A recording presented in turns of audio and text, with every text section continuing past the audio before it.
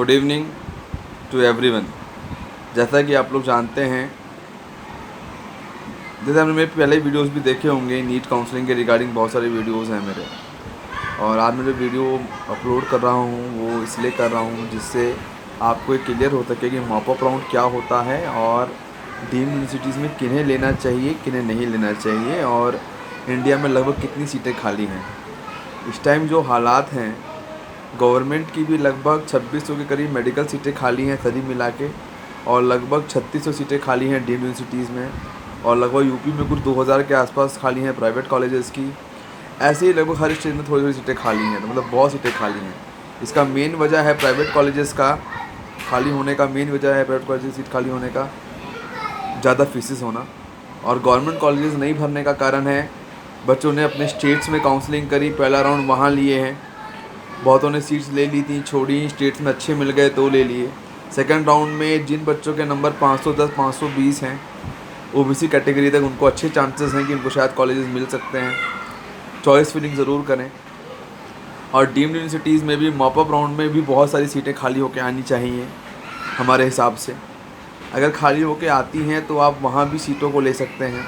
उससे पहले बहुत सारे सेकंड राउंड्स भी हो जाएंगे प्राइवेट कॉलेजेस के, जहाँ पे फीसेस कम है, जैसे बैंगलोर है, मध्य प्रदेश है। मध्य प्रदेश में भी बहुत तरह की प्रॉब्लम्स चल रही हैं।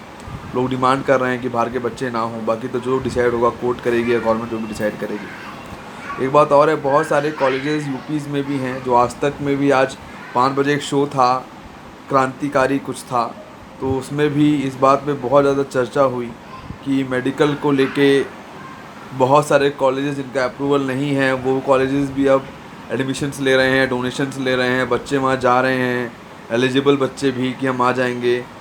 कोई भी कॉलेज तब तक अप्रूव नहीं होगा जब तक उसे मेडिकल काउंसिल अप्रूव नहीं करेगी।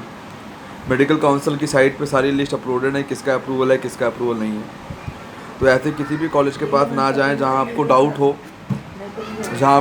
हो या आपको दिक्कत लगे। पहले एमसीआई की साइट पर चेक कर लें अप्रूवल, उसके बाद ही कॉलेजेस जाएँ। और कॉलेजेस के हाथ में कुछ भी नहीं है। जो भी एडमिशन प्रक्रिया हो रही है इस देश में 2017 में, वो एडमिशन प्रक्रिया स्टेट गवर्नमेंट्स कंडक्ट करवाएंगी स्टेट्स के लिए, और सेंट्रल गवर्नमेंट करा रही है ऑल इंडिया के लिए। और लगभग सभी कॉलेजेस के जो भी एडमिशन्स हो रहे हैं वो गवर्नमेंट करेगी काउंसलिंग के थ्रू। पहला राउंड ख़त्म हो गया है, सेकंड स्टार्ट होने वाला है। सेकंड में जो चीज़ें वैकेंट रह जाएंगी वो मॉप अप राउंड में आएंगी। मॉप अप राउंड एक ऐसा राउंड होता है जिसमें सारी सीटें खाली होकर आ जाती हैं, और कुछ जगह ऑनलाइन और कुछ जगह ऑफलाइन इसका अलॉटमेंट होगा। वहाँ पे रजिस्ट्रेशन हो सकता है दोबारा से, वेरिफिकेशन हो सकता है दोबारा से। नहीं तो जिन बच्चों ने किया हुआ है वो आएँ, अपना वेरिफिकेशन करवा लें, रजिस्ट्रेशन करवा लें, और उसके बाद वो एडमिशन की प्रक्रिया के लिए आगे बढ़ें। एक तरीका ये भी है। और वहाँ पे जो भी मिलेगा ऑनलाइन चॉइस फिलिंग से मिलेगा। चॉइस फिलिंग होगी, आप अंदर जाएंगे, डॉक्यूमेंट वेरीफाई करेंगे, कोई लॉट होगा। कॉलेज के अंदर कोई रोल नहीं है। जो सीटें कैंसिल होकर आती हैं वो भी मॉपअप में ही आती हैं। आखिरी डेट 31 अगस्त है। अभी बढ़ने की कोई उम्मीद नहीं है। बहुत कॉलेजेस कह रहे हैं, बहुत बच्चे कह रहे हैं बढ़ जाएगी। इसकी वजह से कोई भी डोनेशन या कोई भी नहीं है। बहुत कंसल्टेंट्स और बहुत एजेंट्स ऐसे हैं जो बच्चों की मदद कर रहे हैं, उन्हें बता भी रहे हैं, और कुछ मिसगाइड भी कर रहे हैं। लेकिन जो बता रहे हैं, जो उन्हें अच्छा समझा रहे हैं, उनकी बातें भी सुने, और उनके थ्रू ही मतलब मैं तो ये नहीं कहूँगा कि उनके थ्रू ही जाएं। आप जो भी करें गवर्नमेंट के ही तहत करें, काउंसलिंग के थ्रू ही करें। और जो लोग आपको सलाह दे रहे हैं, काउंसलिंग की सलाह लें, समझें, जैसा भी करना है उसके हिसाब से करें। और गवर्नमेंट कॉलेजों में एडमिशन के नाम पे बहुत सारे पोस्टर्स आ रहे हैं, गवर्नमेंट कॉलेज में करवा देंगे, नॉमिनी कोटा होता है, पता नहीं बहुत सारे कोटास बताते हैं। ऐसा कुछ भी नहीं है। जो भी एडमिशन होता है काउंसलिंग के थ्रू होता है, उसके अलावा कुछ भी नहीं होता। और आपको कॉलेज में पैसा जमा करने की ज़रूरत नहीं है। जो भी जाता है डीडी में जाता है, ब्लैक में कुछ नहीं जाता। और जो भी होगा काउंसलिंग के थ्रू ही होगा, अलॉटमेंट लेटर के थ्रू ही होगा।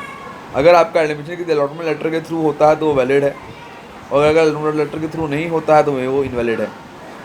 इसलिए जो भी एडमिशन लें अलॉटमेंट लेटर के साथ लें, जिससे आपको दिक्कत ना हो। पिछले साल भी 519 बच्चों के साथ ऐसा ही हुआ, जिन्होंने क्लासेस करने के अलॉटमेंट लेटर नहीं था, कॉलेज में पढ़ाया। आदि सुप्रीम कोर्ट में केस था, एमसीआई मना कर रही है अप्रूवल देने से, सुप्रीम कोर्ट में अभी उसके केसेस चल रहे हैं। तो ऐसी हर नौबत ना आए, ना परेशान हो, ना आपको परेशान करें। जो डीम्ड यूनिवर्सिटीज़ हैं उनमें अगर आपका अलॉटमेंट होता है,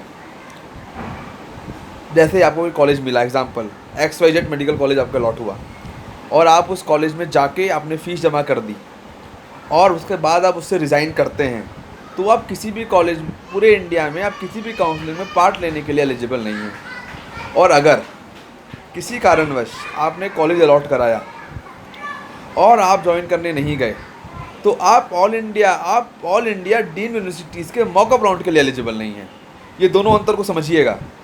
आप काउंसलिंग से बाहर तब होंगे जब आप जाएंगे और फीस जमा करेंगे और रिज़ाइन लेंगे, या आप कॉलेज गए, डॉक्यूमेंट दिया, ज्वाइनिंग करी और छोड़ दिया, या उस कंडीशन पे अगर आपने अलॉटमेंट लिया XYZ कॉलेज का और आप कॉलेज नहीं गए फीस जमा करने के लिए, तो आप डीम्ड यूनिवर्सिटी की अगली काउंसलिंग से बाहर हो जाएंगे, जो मॉपअप राउंड उसका होने वाला है।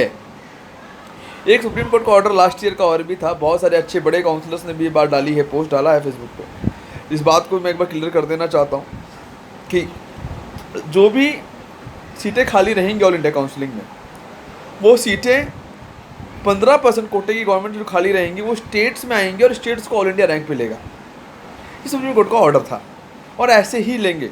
जो ऑर्डर्स है सुप्रीम कोर्ट के, उसके बाद पढ़ लीजिए आप, उसके अकॉर्डिंग ही एडमिशन्स होंगे। तो जिन बच्चों के मार्क्स 520, 525, 510 भी हैं, वो बेफिक्र रहें, कोशिश करें, फॉर्म्स भरते रहें, ट्राई में रहें, लगातार मेहनत करते रहें, ज़रूर आपको कहीं ना कहीं एडमिशन्स मिलेगा।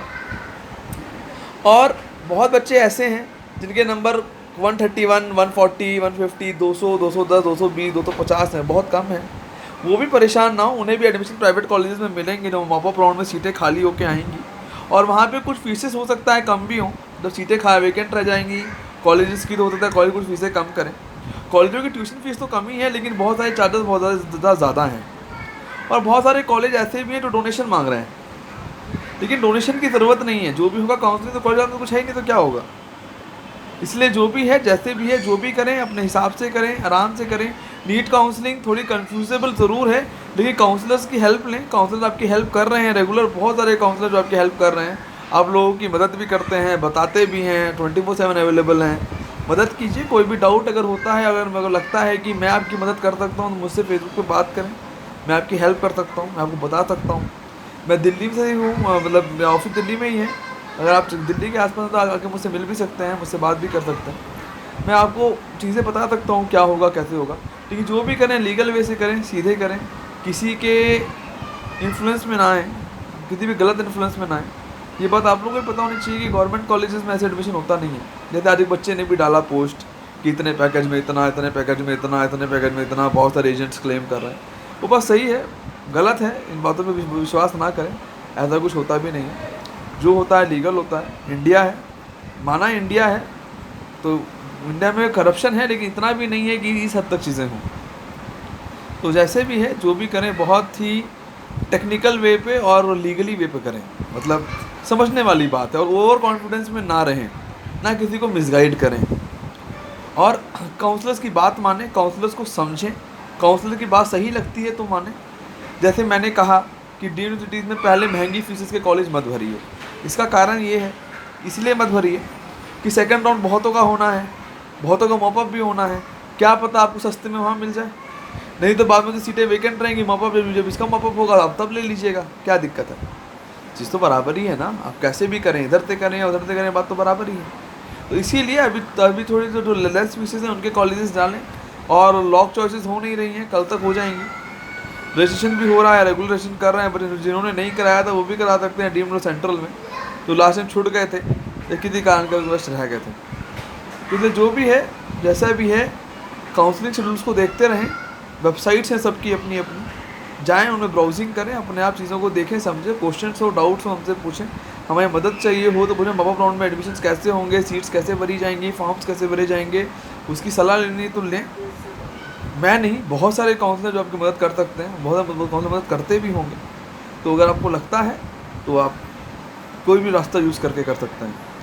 और मेरे लिए कोई भी मैसेज हो या कोई भी बात हो, मुझसे बात करना चाहें तो मैं फेसबुक पे आप इनबॉक्स करें, मैं अपना नंबर डाल दूँगा, उससे व्हाट्सअप और कॉल पे बात करें। फेसबुक पे इतनी रिप्लाई नहीं हो पाती है, मैसेंजर पे बहुत ज़्यादा लोड रहता है कई बार, तो इसीलिए फेसबुक पे मैंने व्हाट्सअप मैसेज में बहुतों को दिया है मैंने बच्चों को, कॉल और व्हाट्सअप मेरे आते रहते हैं। तो मैं उस पर भी आपको रिप्लाई करूँगा। हो सकता है तो मैं आपसे फ़ोन पे भी बात करूँ, तो कोई इशू नहीं है। So please, thank you so much.